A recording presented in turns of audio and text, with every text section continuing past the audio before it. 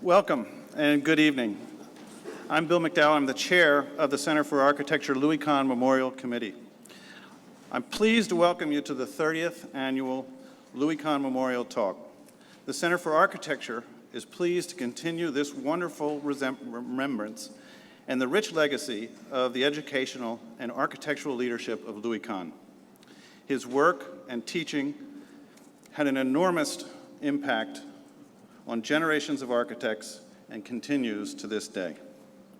We could not be more pleased than to honor this legacy tonight with a talk by Lord Norman Foster, one of the world's leading architects. Thank you, Lord Foster, for accepting our invitation, and welcome, Lady Foster. We are pleased to have you both here today, along with your daughter, Paola.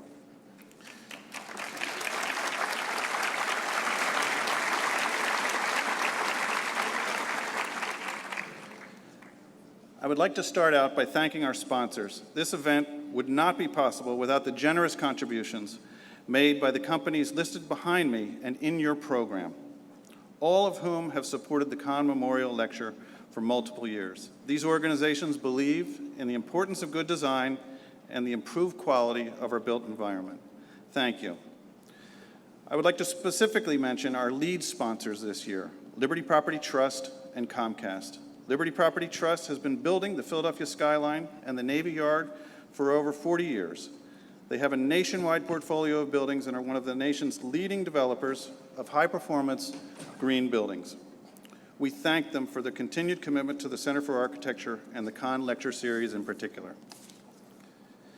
Comcast has been one of the strongest economic influences in the city of Philadelphia in the last quarter century. Their commitment to the city has already produced the tallest building on the Philadelphia skyline, and now, as we will hear about tonight, their continued commitment will produce one of the most ambitious and exciting developments in the city's history. The Center for Architecture salutes this company. I would like to personally thank Brian Roberts because without him, we would not be here this evening. Thanks, Brian. We all thank you.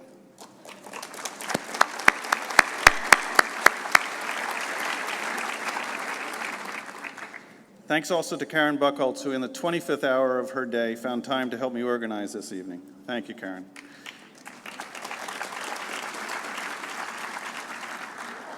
This event benefits the Charter High School for Architecture and Design, founded in 1999 as a legacy project of the AIA Philadelphia chapter. We'd like to share a short video with you of the great work taking place in this unique Philadelphia institution.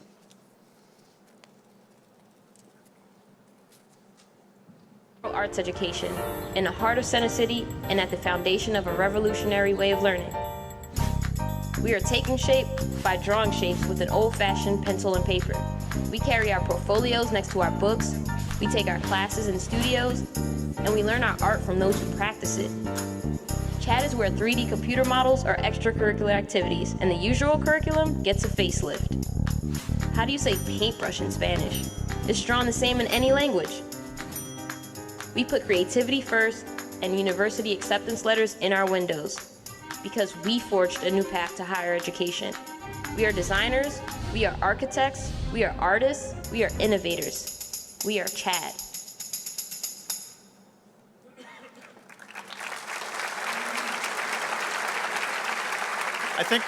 I think we have a few students from CHAD here, and if they could please stand and be recognized, that would be great. I think I see a few of you guys over there.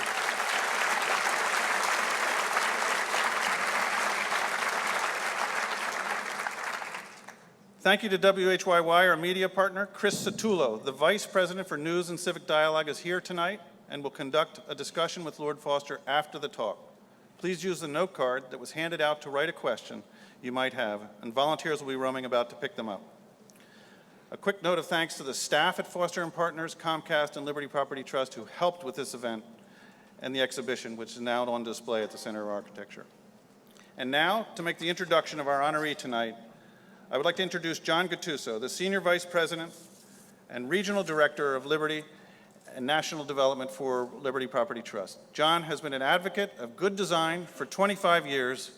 He is the client that architects dream of. John?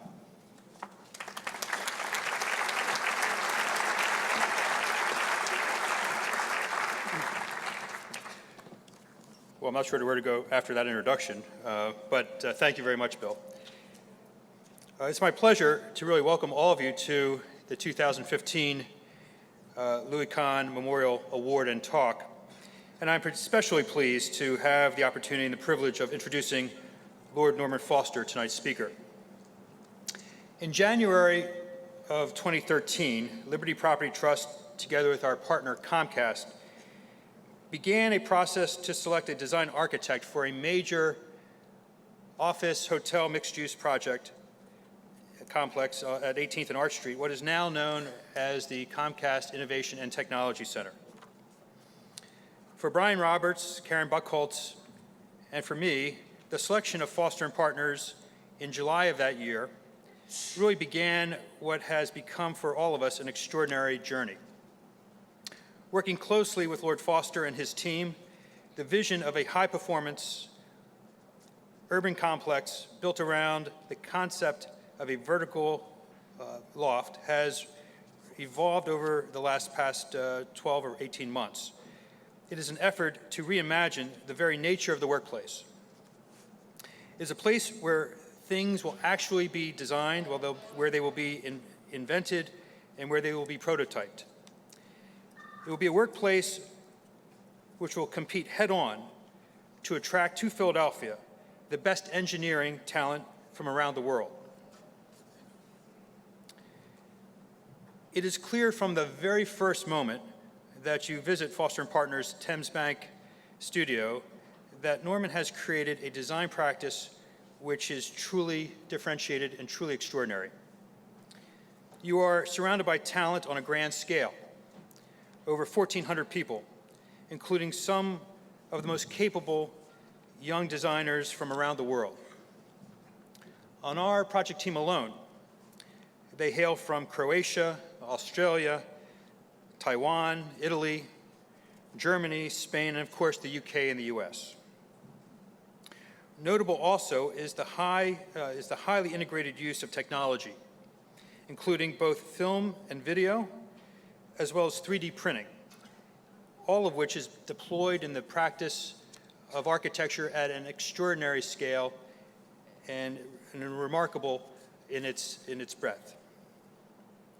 One has the overwhelming sense of a practice which is in the vanguard, and which has been in the vanguard since its founding in 1967.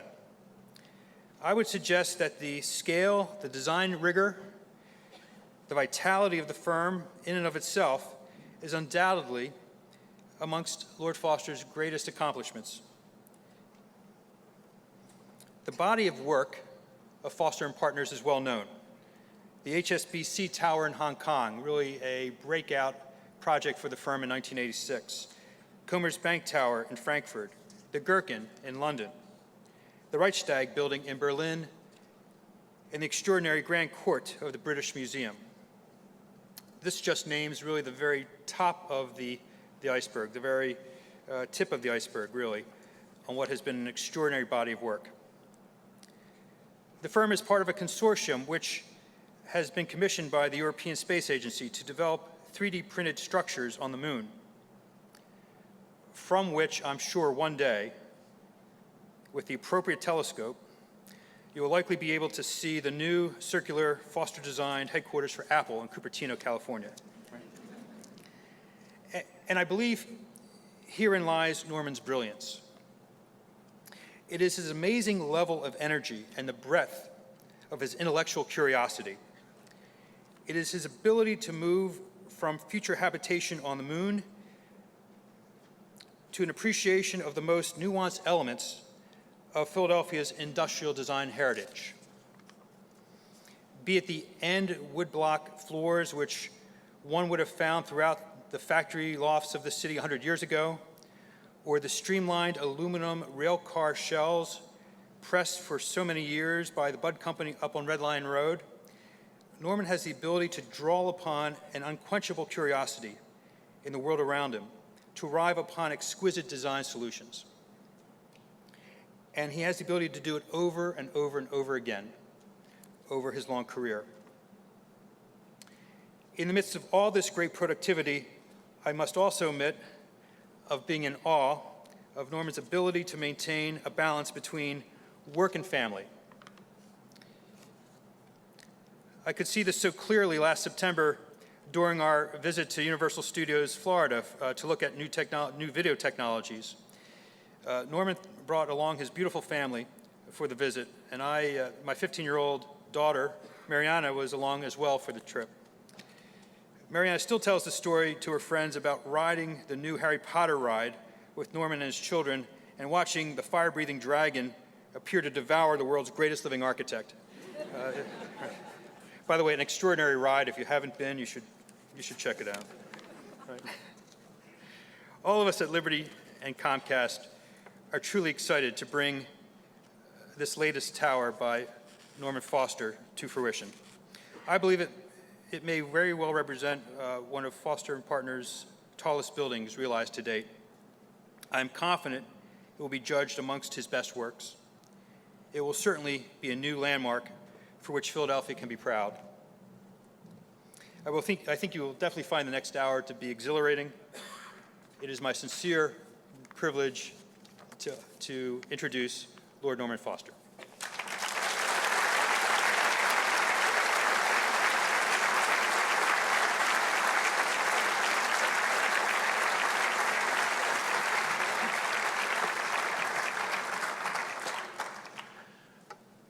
Good evening, ladies and gentlemen. I think it would be true to say that we are, all of us, products of influences. Those influences could be individuals, they could be places, they could be objects, memories, could be conscious, subconscious.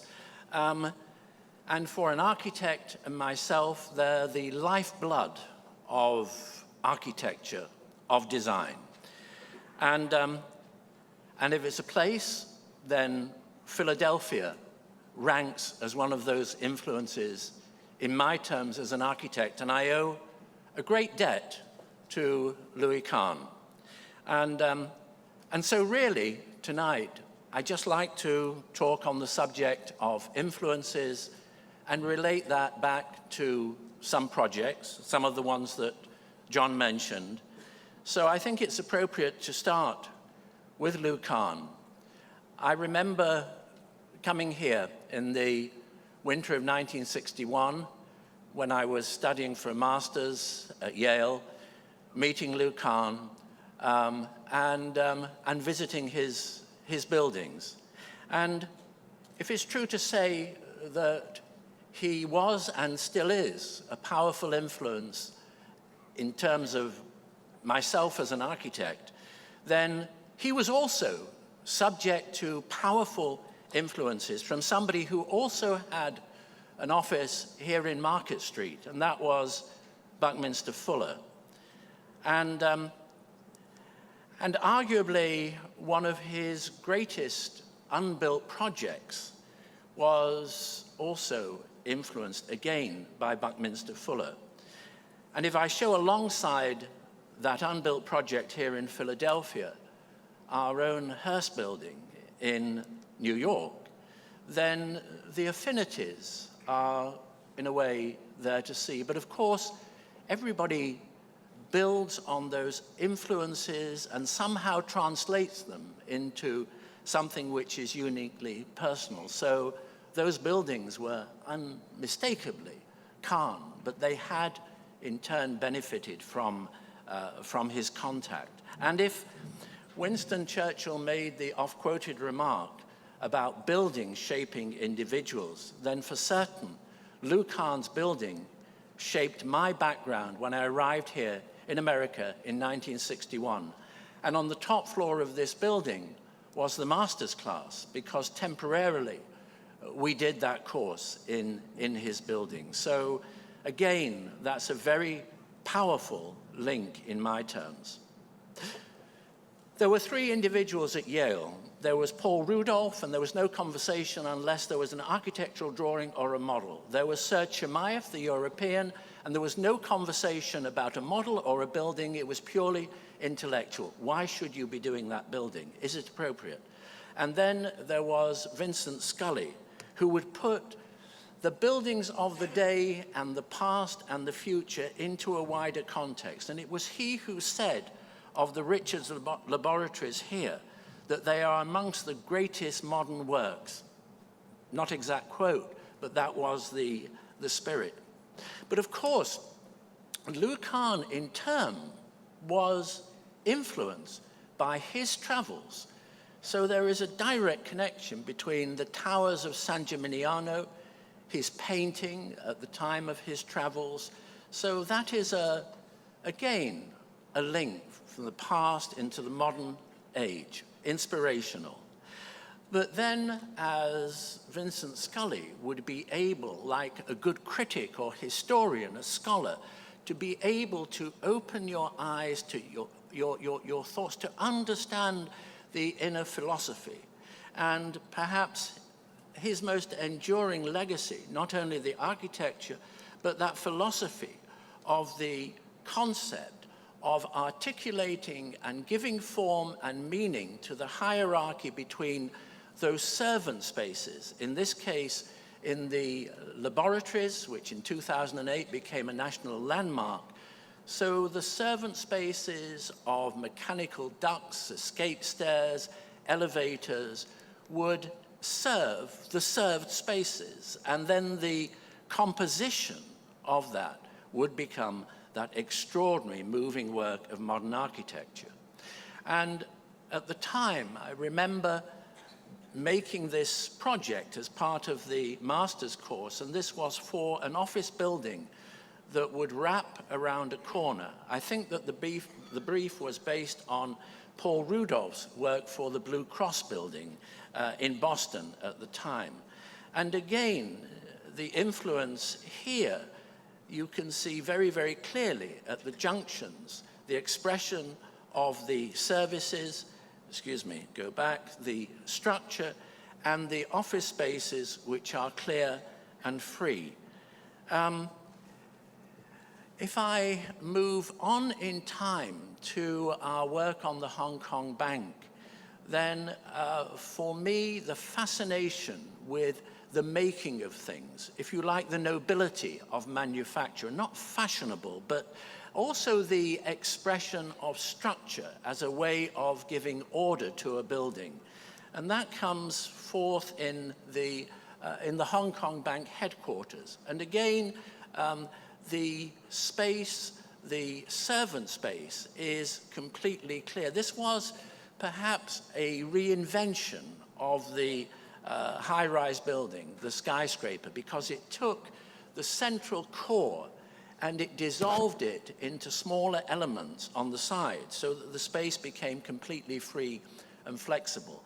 This had enormous social benefits as well as commercial benefits in that it became, because of those free spaces, which incidentally had great views across and through, so there was a kind of interior spirit about it, but it also enabled the bank to be able to incorporate a dealer's floor in a high-rise headquarters, unheard of before that.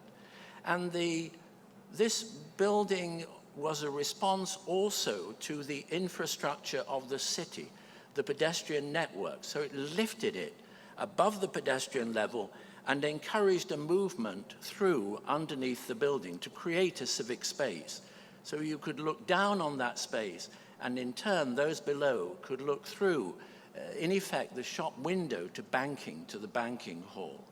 And that interest in the infrastructure of a city, arguably the connections, the public routes, the ports, the terminals, the way in which the infrastructure becomes the urban glue which binds the individual buildings together. And I took this photograph as a student in the late 1950s. And again, it's been inspirational, even in terms of the way that the public domain, the public space, the civic areas can occupy the roof of a building. And this was something in the Reichstag that was not a requirement. We brought that along with the story of sustainability, creating a building which was zero carbon, zero waste. So in a way, we amplified the client's ambitions, the ministry, the politicians. And that building has become, in a way, a sort of symbol of a reunified Germany and the city of Berlin. So in that sense, highly symbolic, and one of several explorations in the way that one can create lightness and light, and also the unspoken desire for the transformation of the Reichstag in a way to lighten, to lift the burden of history. And the wrapping by Jean-Claude and Christo, again, was highly symbolic before the transformation started. So in those series of structures that would dissolve mass, would create bubble-like connections with the sky and light, whether this is the Great Court of the British Museum or the Kogod Court in the Smithsonian in Washington. And it was the critic Luis Fernando Galeano and also Rainer Banham who said, I can sense two parallel directions in our work. And with a passion for flying, and in a way using any excuse to introduce flying machines into a conversation about architecture, because for me there is a very strong connection, having been a passionate aviator and still fascinated by flight. You could see in the Bell 47 on the left the expression of structure, and on the right in the Bell Jet Ranger the expression of a skin which envelops the structure and creates a kind of streamlined form. And the juxtaposition here of the Bell Jet Ranger and the Sainsbury's Centre as that expression of a skin which will create a reflective exterior and give it an identity and be able to admit light and have a very, very high level of insulation. In a way, the connections with flight, and particularly the soaring, the ultimate solar machine, and I've been privileged to fly many different kinds of aircraft, helicopters, and sailplanes, but perhaps the sailplane, which is in the end about light and lightness and the sky and reading the sky, because those cumulus clouds mark the upcurrents. So in a way, you survive as a glider pilot. You soar vast distances by your ability to be able to use the intelligence that those clouds are communicating. And in a way, I think that desire to have a contact with nature, to be able to experience the changing moods of light and weather and connection, and the ecological benefits that follow from it. And here is the interior of the Sainsbury's Centre, and also communicating that passion for the way that things work and the manner in which you can create full-size mock-ups. So as far as possible, you reduce the element of surprise at the end of the building process, because you've gone through the rigor of mocking up full-size parts of the building. And here we have Sir Robert and Lady Sainsbury viewing some of the early studies on vitrines, which led eventually to this interior where the roof is a kind of instrument for being able to close up and create a dark interior depending on the contents which are contained, and to be able to adjust to the climate and the seasons. I put this in as a kind of timeless reminder that when we talk about technology, it's important, I think, always to realize that technology is not a means in itself. It's a means to social ends, and that at the heart of any building, it's about the needs of people, whether those are needs that you can quantify and define, materialistic in terms of keeping warm when it's cold, cool when it's hot, keeping the rain off, but also those issues that you can't quantify, the spiritual ones. Also, this diagram is a reminder of something which never changes and is an absolute constant in the creation of any building. And that is, whether it's the Sainsbury Centre, the role of the patron. And the best patrons are those who are demanding and who are prepared to work hard for the cause of the project. And of course, in terms of the Comcast project, that is Brian. And it's impossible not to talk about Brian without talking about the wider team and John with his very generous introduction. So to talk about the project, I'm going to use something which was created at the beginning of last year.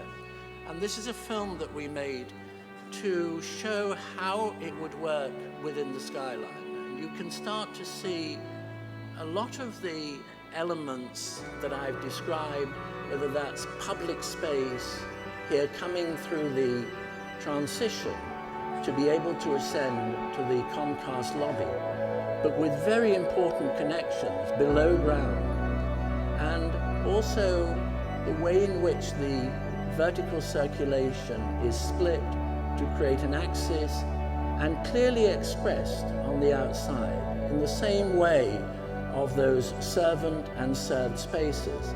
So it's a vertical campus, and it's probably the equivalent of a high-rise Silicon Valley in terms of the audience and the industrial activities of research that take place within it. But it's also a mixed-use building. And again, this axis, very, very important, which goes through to the church and the twin tower next to it. And incidentally, it was Bob Stern who made the connection between that Yale project and the Hong Kong Bank as the architect of the adjoining tower. And so the importance of communal breakout spaces, a variety of space. So this is not a typical office building. It's very much, we heard earlier, about innovation and flexible loft-like spaces, very much in the industrial tradition. And for a workforce, teams, young, who will gather together at the meeting point, a town hall which is created at the junction between the workspaces and the hotel which is above it. So again, a response to a new set of needs, and in a way in continuing that industrial tradition of Philadelphia. And here getting a feel for the hotel, the extent to which that can also, with a sky lobby and restaurant at the pinnacle of the building. So again, the expression of verticality and in a way dissolving the mass of a high-rise building into something that would have a very, very clear, distinct identity, could not be confused with another building.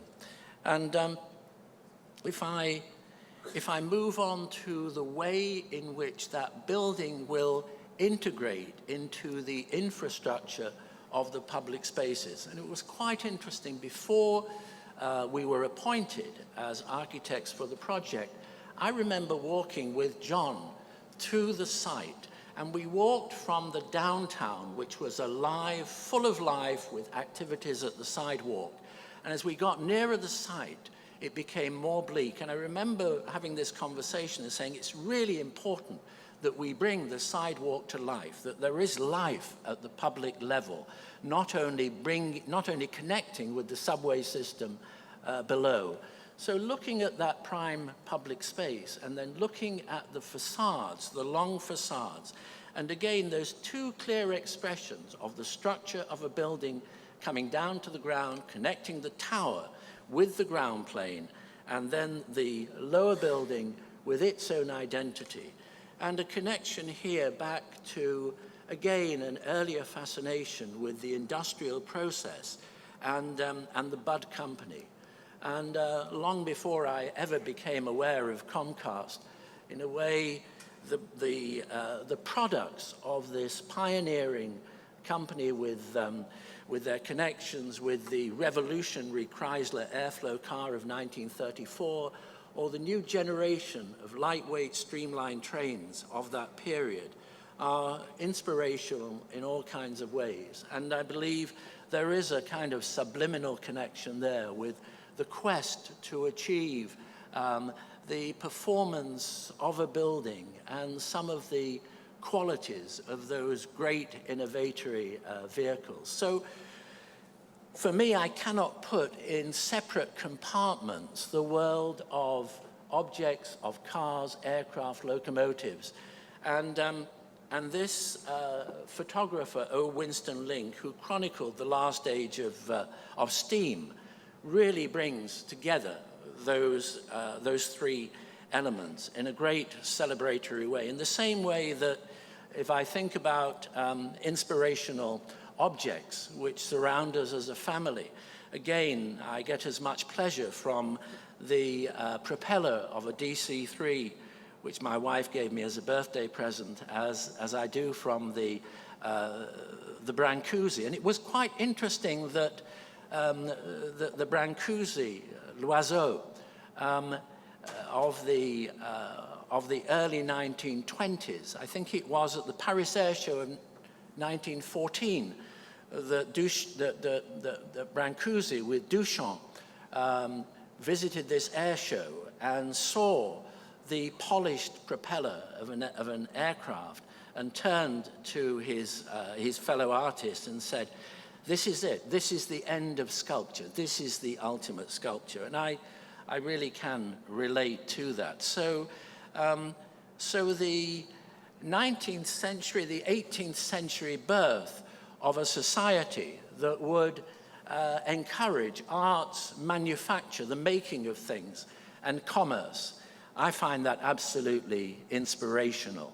And for me, I protest the separation of high culture and making of things and research and commerce. I think it's a great celebration, and I think it has very interesting links into this city. So I think it was in 1754 that society was formed. And then in 1774, it moved into a custom-designed headquarters, renamed the Royal Society of Arts for the encouragement of art and commerce. And it was out of that, the patrons and the members of the Royal Society, that through Henry Cole, Queen Victoria, and Prince Albert, that the Great Exhibition was created. And that, again, is another inspirational influence. And it was also a powerful influence, that society, on Benjamin Franklin and Dr. Thomas Hood. And it was in London that they were inspired, and Dr. Hood, to create, through the encouragement of Franklin, the first hospital in the United States, which is the hospital here.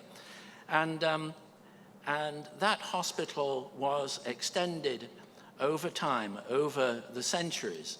And in the early 20th century, the rotunda, this rotunda was created by Wilson Eyre, the very fashionable architect of the day. It was designed in 1912 and it was opened in 1915. And an extraordinary structure. And that has been, in many ways, the inspiration for a project, a new project in its very early stages here, the patient pavilion for Penn Medicine, which you can see here, is next to, this is the exterior view, and takes its cue from the circular form of this building as a neighbor.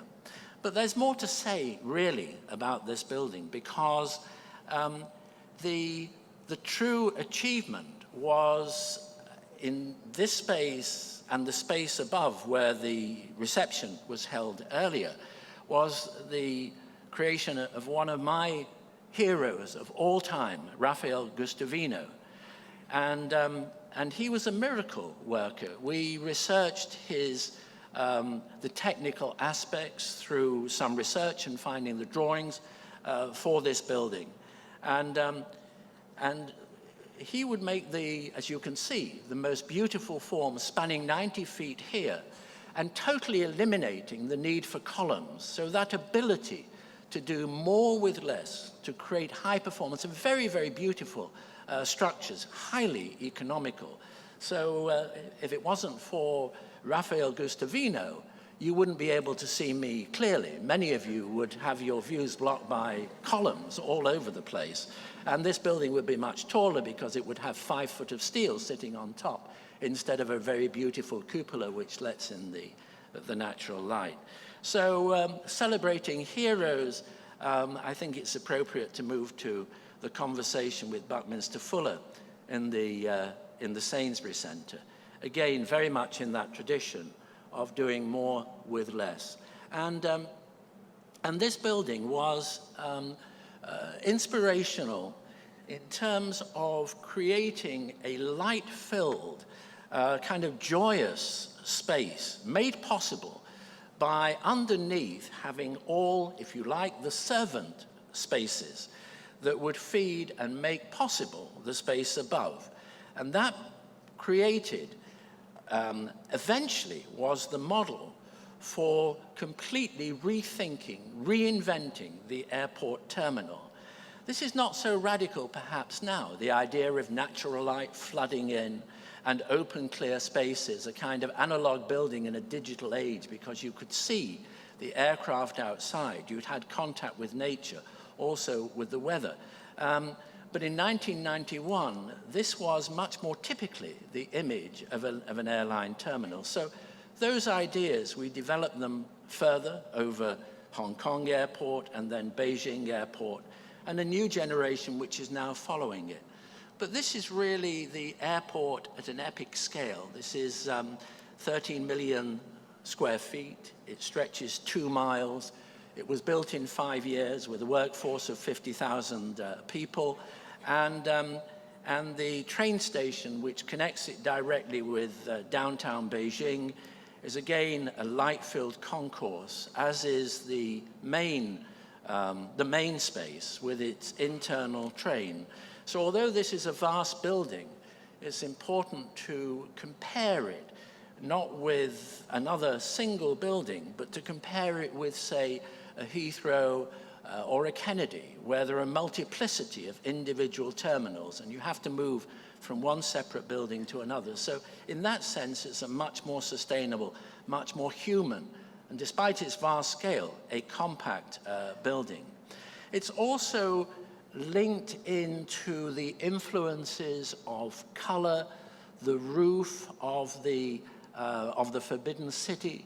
So although it is on a site which is arguably without context because it's hedged in with runways and taxiways, there is nonetheless a cultural context. In the same way that if we talk about context and I move the scale and the locality to a tiny building in the Bordeaux countryside, and that is a new addition to the estate of Chateau Margaux. And Chateau Margaux, with this extraordinarily beautiful building conceived in 1815 by Louis Kahn, and at the time he saw this as being the jewel. This is the protagonist, and around it is an agricultural estate, agricultural buildings devoted to the production of wine. So when we were tasked with the exploration of how you might create a new winery, Margaux is known for its esteemed red wines, but the white wine, they really want to lift that to the same level. So it creates a new winery. And rather than compete with the protagonist, we opted, I felt it was important to do a continuation of the agricultural village.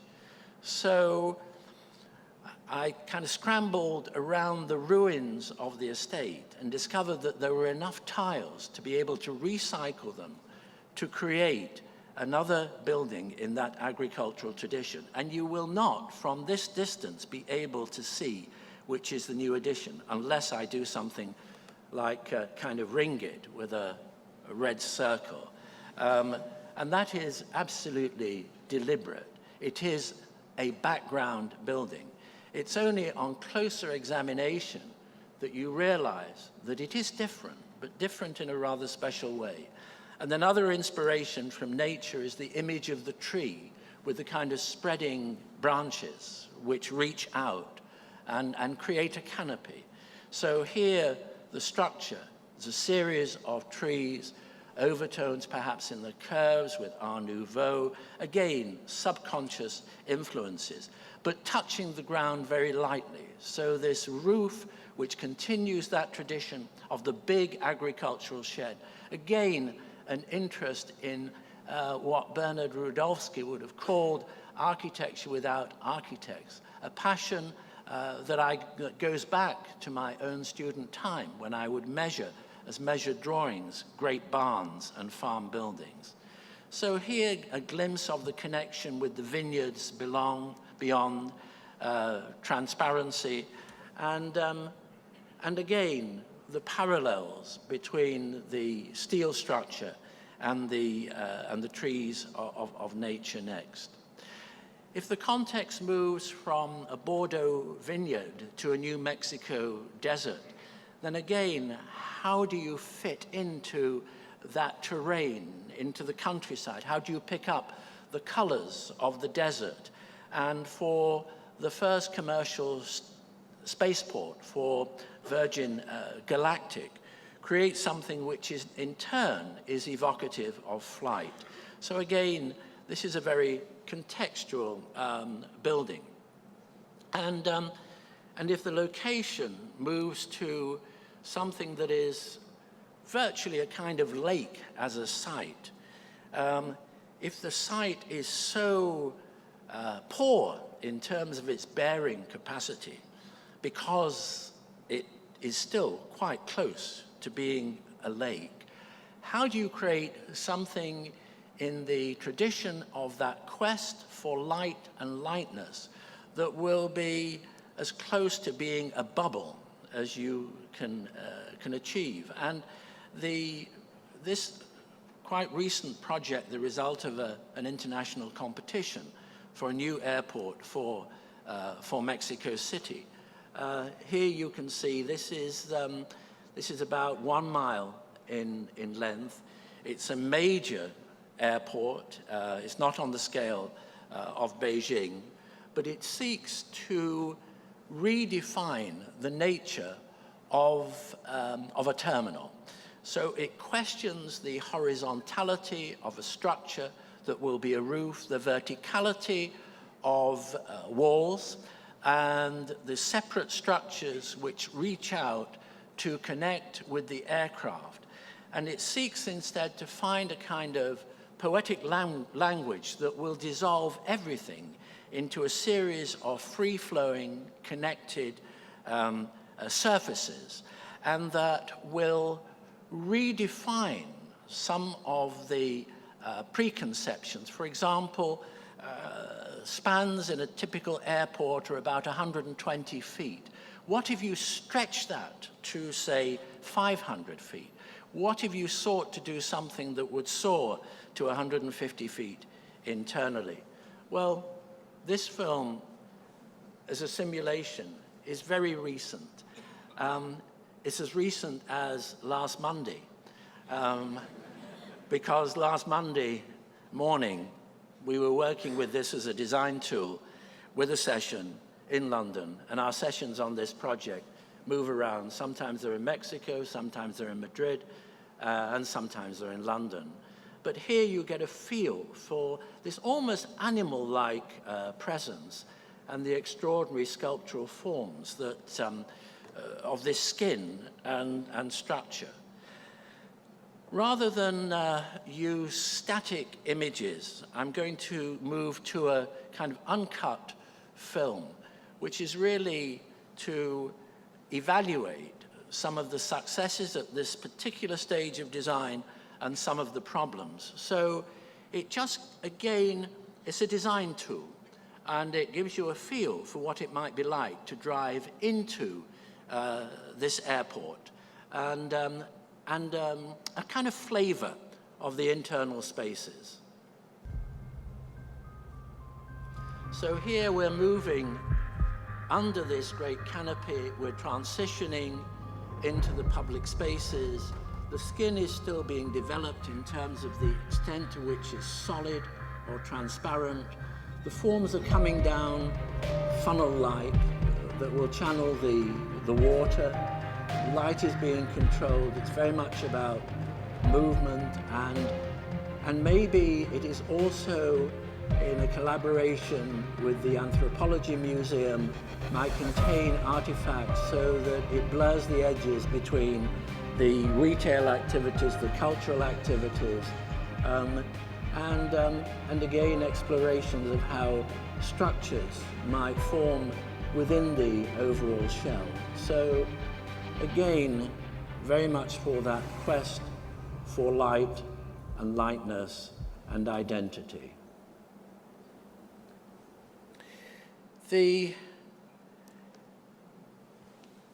Moving to a completely different context, and this is Silicon Valley, and seeking to combine a center for creative innovation for Apple that might also rediscover, as Steve Jobs put it, when he was young, he could remember that this was the fruit bowl of the nation.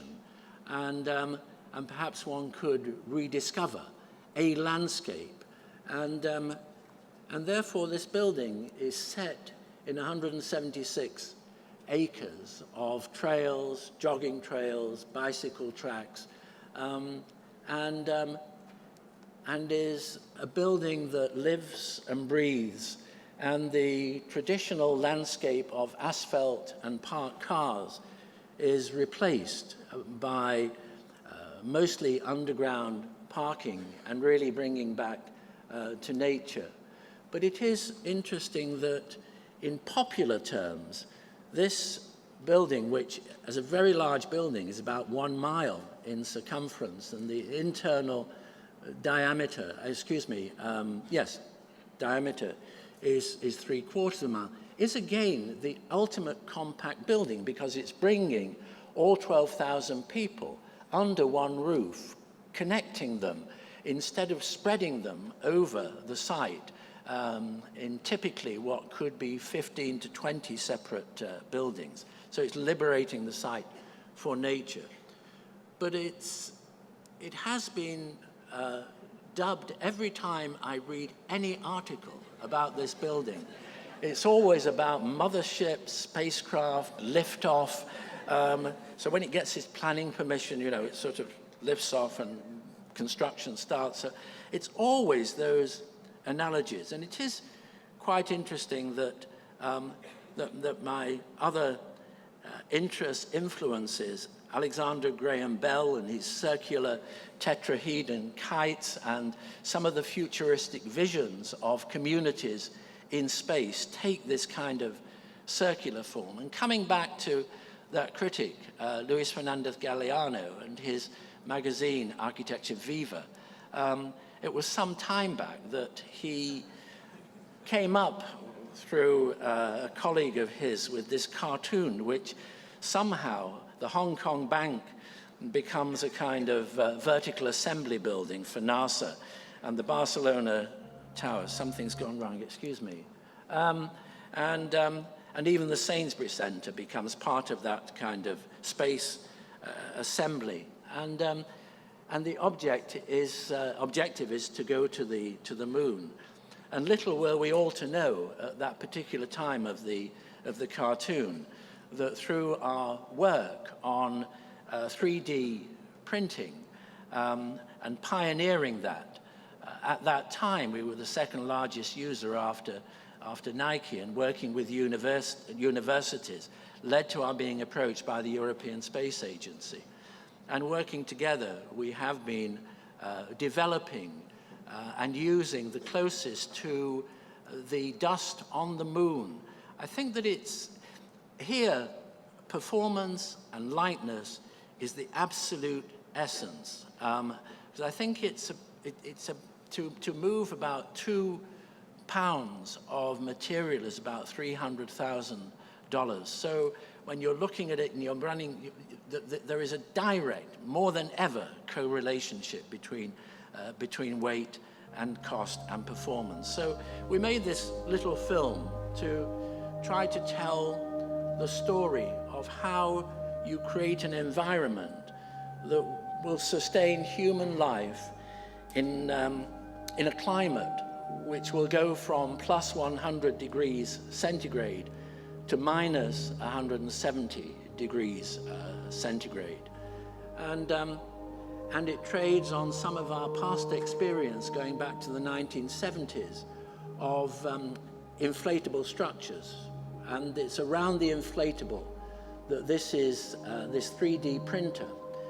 And it's learning from research into bone structures, cellular structures from animals and humans. And what they're doing is they're mixing the glue, the binder, with something called regolith, which is moon dust.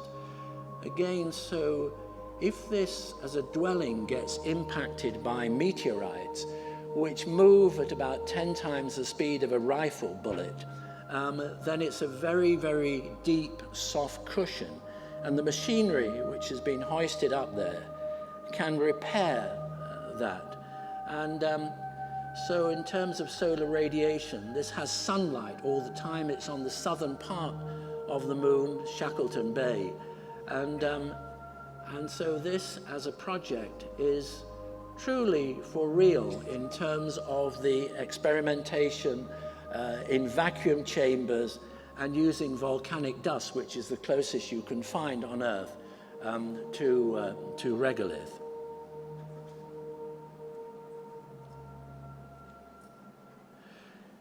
And coming to the end, John mentioned an iceberg. He wasn't to know that I'd actually show an iceberg. But I make the point really that the tip of the iceberg is the built building. And unless you really are in the know and immersed in the day-to-day activities behind any project, then what you don't see is the huge, dedicated team effort, the energy, the long hours, the kind of blood, sweat, and tears that goes into the tip of that iceberg. And also, you can use that as an analogy and say that to make the tip of that iceberg, to make a building which is legible and seems so obvious, so simple, then that doesn't come easily, I assure you. And I'm always, because I don't think I could function as an architect if I, aside from the warmth and support of my family, the kind of zen-like away from it all of getting on my bike or strapping on a pair of cross-country skis. So somehow I always connect those performances, whether it's my own amateur level or whether it's at a professional level. And that ability of an athlete to make something seem so simple, to see a cross-country skier going up a near vertical slope, almost like a ballet dancer, or the cycle rider here finishing in that incredible sprint, you know that there are thousands and thousands of hours and training that has gone into that. But if I relate this back to my personal world of cycling and very long runs with friends, and cycling is very much about the peloton.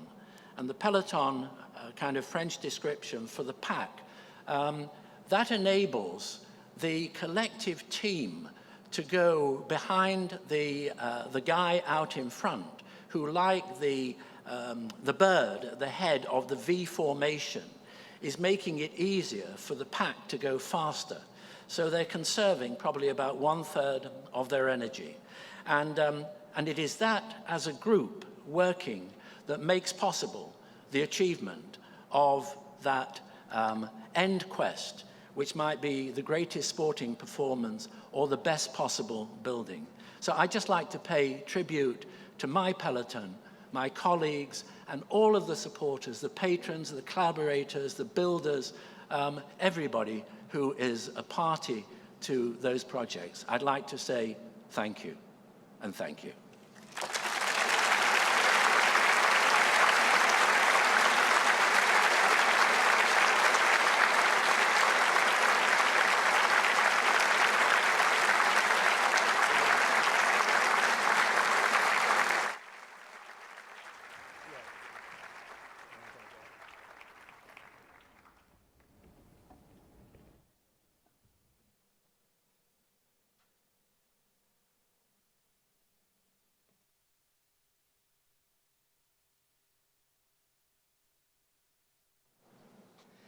If my volunteers would help collect cards up and down the aisles, we will take your questions for Lord Foster now.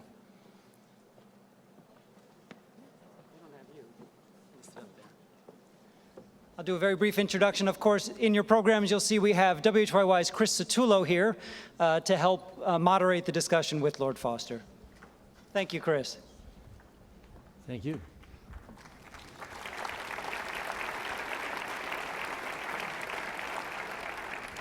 And thank you, Lord Foster, for that far-ranging and invigorating talk. Let's thank him again for that. Thank you. Thank you.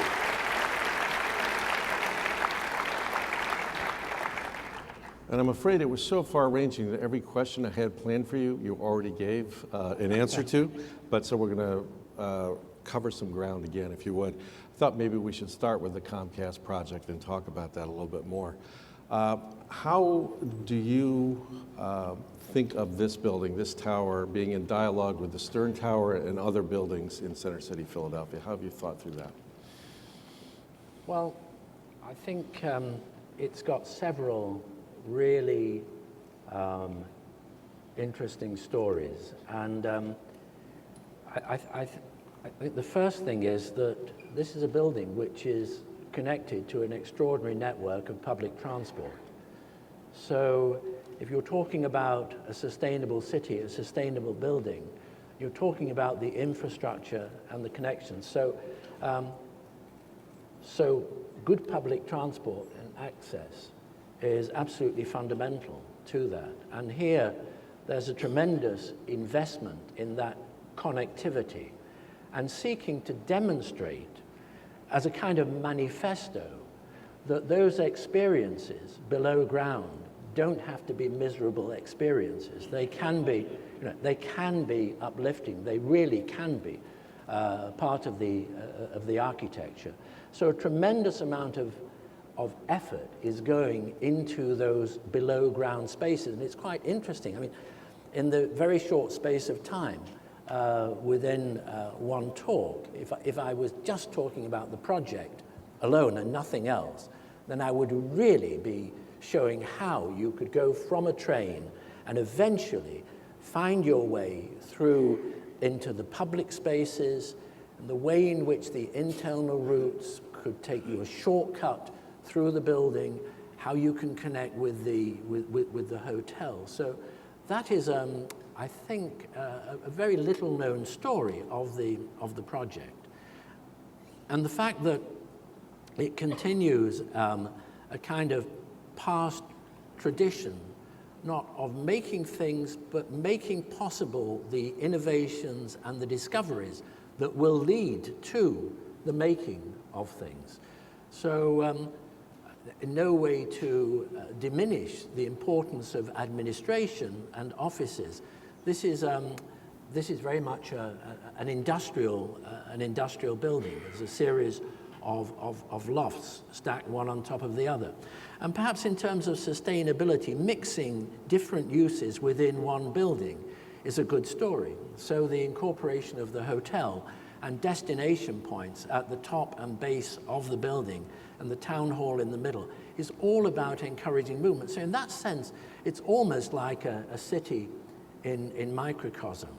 And although there is a formal axial relationship between the existing Comcast tower, they're very different in terms of what is happening within them. So I think the dialogue is enjoyable in the sense that one is one typology in the sense that it is a central core within the heart, and that is a perimeter spaces around that central core, looking out in all directions, and that the internal organization is very different and is coincidentally and quite helpfully, if we're talking about the context of Louis Kahn, there is a very real expression of the separation and the differences between those vertical movement spaces and the loft-like spaces, which are very, very flexible. So I cherished your image of the peloton, which is very evocative. Can we talk a bit about the team that is working on this building? How large is it, and how do you give it a charge? How do you give it its charge? And then what's your... Well, the core of the team is sitting over there. So unfortunately, I can't ask, but...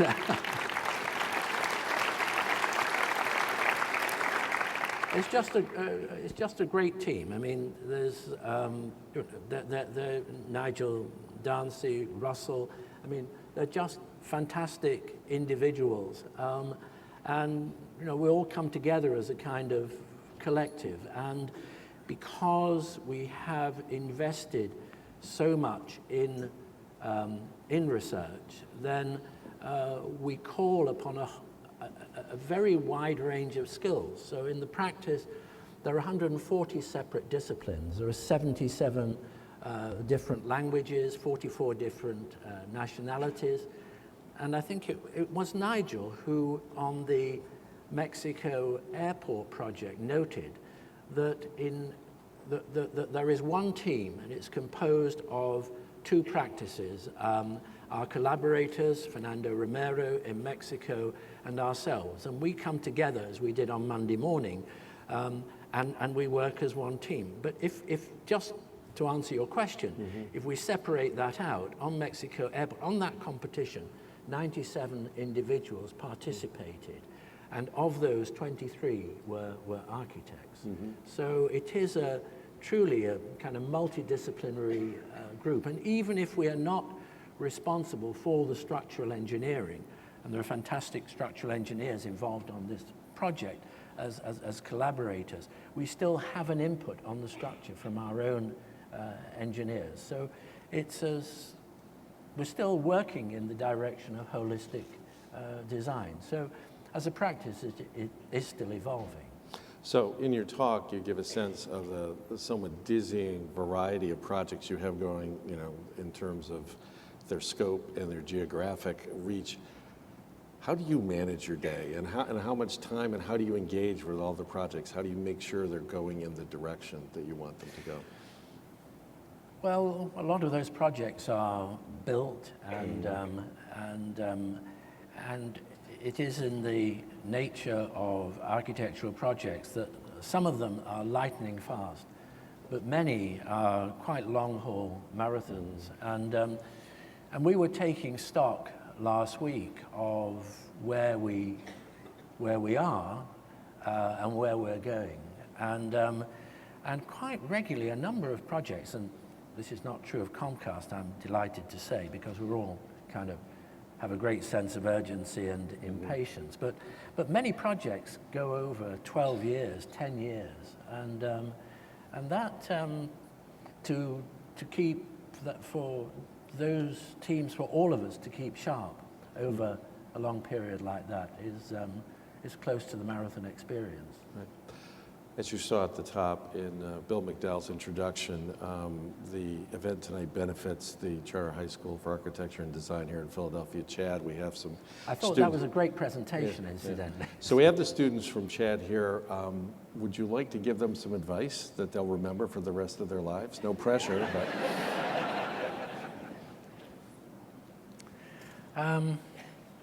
I was asked that question recently by an interviewer from the Louisiana Museum, and I was completely taken kind of off guard by the question. But just spontaneously, I just made the point that if you're really excited about architecture, about design, and you're so excited by it that you want to live it every waking minute, and you're totally, almost totally absorbed by it, then great. But if you're not, there are so many other creative activities. My advice would be to find something else, or or to celebrate it by being driven by it. Okay. You talked quite a bit about your love of aviation and how it works into your work, but one of the questions from the audience is asking you to speak a little bit more about how that passion for aviation has influenced your work over time. I think that some of the craft of aviation, and I've probably flown from my logbook about 75 different types, sailplanes, which I singled out, are probably the ultimate kind of spiritual experience. So I think that contact with nature and the way in which the flying machine interacts with nature, and in a way the pleasure of being able to adjust the trim and the controls and to be at one with nature is at the same time very demanding but very satisfying. And at times, in moments of almost blind panic, when it doesn't work out the way that you hope it will, you say, oh, what the hell am I doing here? I mean, or, you know, I'm paying for this or whatever. So I think that any profession has, if you're really immersed in it, you have the satisfaction, but you also have the downsides. It's a balance. And so I find aircraft flight, lightness, light, nature, if a building is working with nature, and arguably the most sustainable buildings for a future where energy is more scarce and more precious and you want to make the maximum use of it, then you need to learn from those buildings in the past, before an age of cheap energy, when in a desert they were able to create cooler environments, or in the Alps or the polar regions, they were able to create environments which were more comfortable by being warmer. So I think there are important lessons to learn from those buildings. And if we incorporate those lessons using the technology of our age, because at any point in time, there's been maximizing the use of the technology of that age. So we associate, I think in a rather arrogant way, the idea that technology is something of our age, is something new. I mean, technology brought man out of the cave. The first boats were high tech. So for me, there are all kinds of profound connections between being aloft, and I think it's a kind of primordial urge. I think it's what drives kids to put one block on top of another until it falls over, of people to climb mountains. I think it's more than just creating verticality to achieve density, and that's not in any way to diminish the importance of that as well. A question from the audience. To what degree does it feel to you that the fraternity of architects who operate at your kind of global scale, does it feel like a fraternity that is appreciative, and to what degree does it feel competitive? Do you feel driven to exceed something else? I'm competing against myself every day. Yeah. If I get on my bike, I time how long it takes me to get to the top of a hill, and I know when I'm sometimes more fit or less fit. So I think. Do you have a Fitbit now? Are you using that piece of technology? I think it's in a way you do what you do. I think I think we would, all of us, really like to believe that if we do something well and we create a place, a space, an environment which is in some way better, which raises the quality of life, then you are seeking to make a difference. And I think it was Buckminster Fuller who used the analogy of the trim tab, and that was the trim tab being a small control surface, which would make it easier to move the larger control surfaces. So perhaps if by an example of a building which is zero carbon, zero waste, then maybe that points the way to an architecture of sustainability in the future. So I think that if you're not competing against the clock, or you're not competing for a competition for a project, I think to try and keep sharp, you're trying to better performance. And in that sense, I think that brings me full circle back to the analogy with machines. It's human endeavor. I think that competition is, in a way, a lifeblood. A few people in the audience would like you to talk a little bit about your design for the Reichstag, which one person called masterful, and sort of your thinking of how you were trying to get that project to represent a birth of democracy in Germany. Well, it's quite interesting because the first round of the competition, which was largely anonymous, but then 14 architects were invited to join that otherwise anonymous group, and nobody knew who was competing. And this was at the beginning of the process of reunification, and ambitions were very, very high. And we succeeded in that competition with a design which was a very, very large umbrella. So in a way it was saying the Reichstag is really important, but in the greater scheme of things, seeking to make a physical forum as a gathering point, it was an incident under a very large energy harvesting roof. So the input of sustainability was there right at the beginning. And then what happened when the realities of reunification really came home, the scope of the project diminished. And at that particular point, it was then seen as just the conversion of a building. And a lot of people, not just in our team, but I sensed the wider, because being shortlisted down to 3 architectural practices. And I remember saying at the time that if we hadn't have had the first competition and somebody had said, here's the Reichstag, transform it, then we'd have been really excited. So the first task was, in a way, to reignite a sense of enthusiasm for something that was internally seen as a totally compromised project.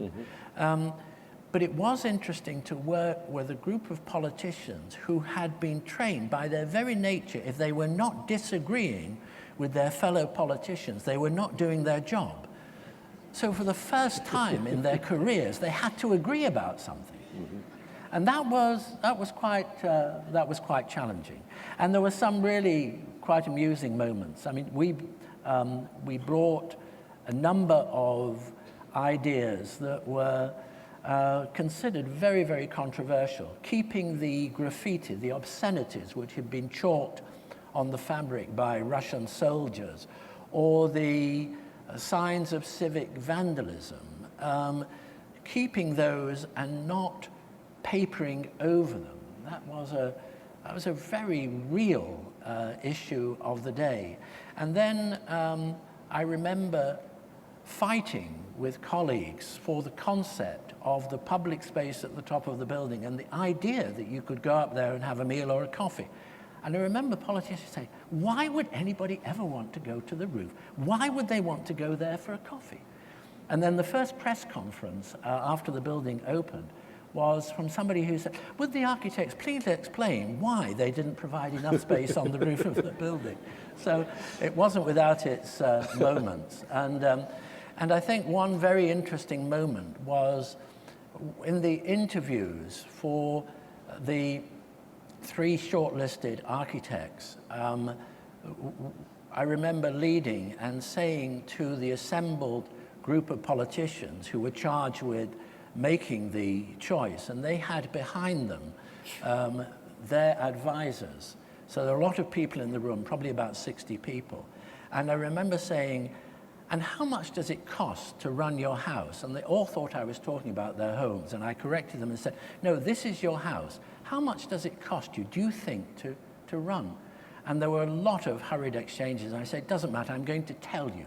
And you are leading the nation. You set the standards. And here's what you could do. You could reduce your carbon emissions, you could save money, but you would have to invest. You would have to invest in renewables. And it could be a manifesto, and you could set the standards. So there were quite interesting asides. The green agenda, in the end, was something that was born out of working together. But it did start in a very competitive environment. That's a word that seems to keep repeating itself here. Lord Foster, you very deftly and diplomatically established that Brian Roberts is the beau ideal of the good client. I want to ask you, what are the hallmarks of a bad client? That's a very easy one to answer. The worst clients, in the end, give an overly onerous task to the architects. The worst clients are individuals, hugely well-intentioned, who will start a project, and you'll have a real dialogue, and there will be a great feeling of togetherness. And then they will gradually disappear. New faces will come on, and they will start to question what their colleagues have done. And you can get to the point where you have the opening of a building and you're with the third administration. And there is no connection between the earlier idealism, and it is really left to the architects and everybody around with the best intentions in the world to somehow keep that continuity of endeavor. But you know that the people who might be the third or fourth generation that you're working with totally lost connection with those who initiated the project and don't necessarily share the values, don't even have a sympathy with the building that they're responsible for steering on behalf of the original client. And you speak from sad experience in describing that. A question that clearly comes from a colleague in your craft. You use natural light. You talked a lot about your use of natural light to be both practical, playful, and inspiring in your buildings. This question is, how do you feel about artificial light? When you have to use it, what role does it play? Do you try to make it feel like natural light, or does it have another role? I think that there are two aspects of that, in the sense that sometimes you can create greater theatricality in certain kinds of spaces which benefit from the power of shade and darkness, and the artificial lighting can bring sparkle, and in a way, in that yin-yang, can then make you, perhaps in other parts of the building where it's more appropriate to have natural light. So I'm not really the kind of marketing sales force for natural light with everything. Mm-hmm. And also, although I'm fascinated by the potential to create light chimneys which will funnel light down deep in cross-section in a building or deep horizontally, the reality is that there will always be spaces where you, for one valid reason or another, not be able to permeate them with natural light. And working with Osram in Munich on the Lembach House, we have pioneered lighting, artificial lighting, which you would swear is natural lighting. So I think it is possible to create the illusion of natural light. And I think that is a relatively recent and kind of one-off, but I think has great potential for the future. So our question is, we near the end, that goes back to the beginning of your talk. I request that you talk a little bit more about Paul Rudolph, how he affected you, what you learned from him, what kind of man he was. I think that there are a number of American architects, Saarinen, individuals like Buckminster Fuller, and I would include Paul Rudolph, who were, I mean, extraordinary, powerful architects. And in the case of Rudolph, an inspirational teacher. And he, I think, pushed the limits of students. He certainly pushed me to my limits, but very much in the cause of getting the absolute best performance. And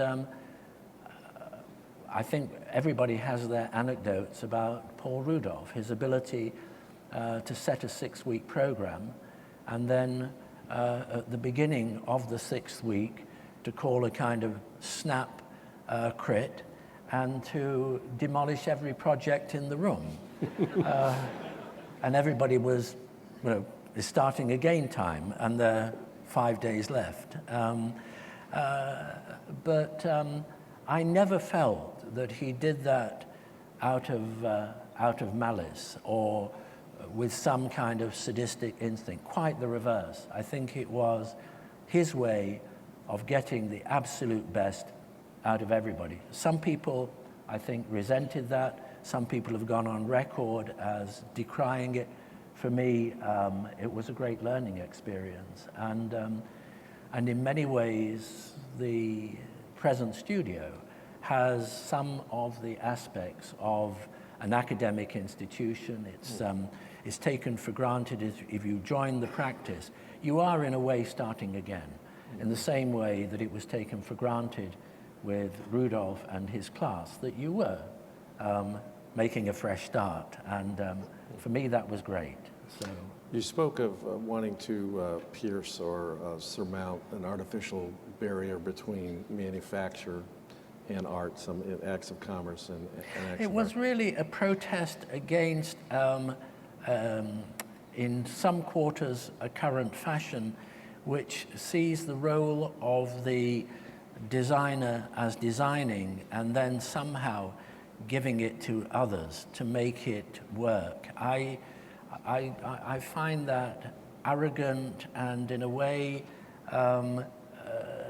to miss out on the extraordinary opportunity of understanding what makes things work. And that's not just the manufacturing process, although I think there is a nobility in making things. And that is again, for me, inspirational, because the people who make the best thing, whether it's in Apple very recently, moving, reinforcing rods along the surface of the concrete bed to put the next level in. I mean, those are heroic individuals. They're highly specialized. They have a great pride in their work. And when you talk to them, their kind of honor of being part of that project is tangible. So whether it's understanding below the surface, having a curiosity of what makes one company different from another, what are the ethics, the values of an institution, how can those be embodied in a design to improve or to regenerate that institution, and the limitations of materials and the potential for materials. For me, there's a poetry in those processes. I don't find it a dirty place out there with, I mean, it's for me, that's truly noble. Lord Foster, you've been very generous with your time and your wisdom. I see that the human gong has arrived on the stage over there, so thank you very much. Thank you.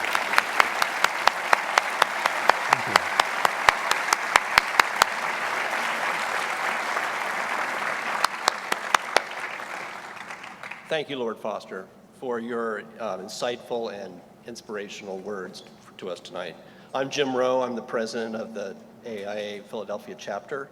And with me here is Ann Papa-George, one of our esteemed board members for the Center of Architecture, who is also the vice president for facilities and real estate services here at Penn.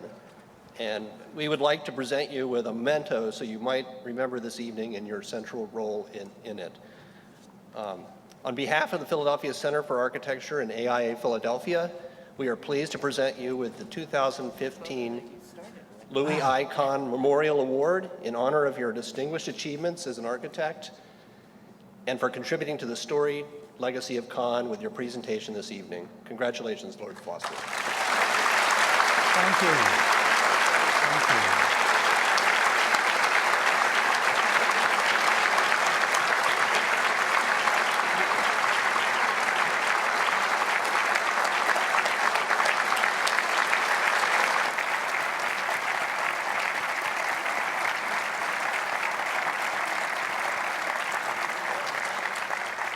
I would just like to say it's a great honor.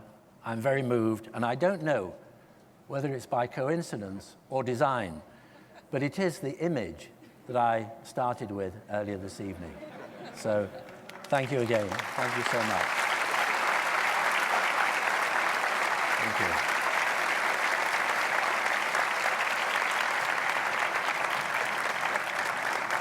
Thank you.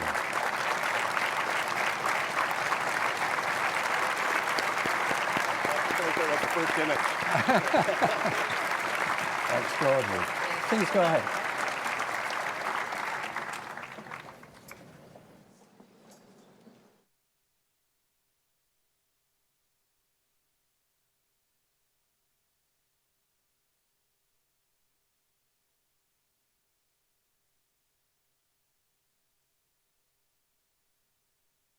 Johnson. I'm the Executive Director of AIA Philadelphia and the Center for Architecture.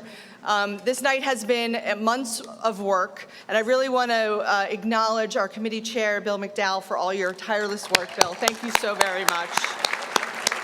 And to David Bender, our Associate Director of the Center for Architecture. And one more time, our sponsors, because they were not properly thanked in the beginning: Comcast, Liberty Property Trust, Clemens Constructions, Diener Brick Company, Jacobs Global Building Design, Penn Museum of Archaeology and Anthropology, Powell Trackman, Logan, Carlin Lombardo, LF Driscoll, Neubauer Family Foundation, and last but not least, our media partner, WHYY. Thank you very much for coming. Have a blessed good night. Thank you.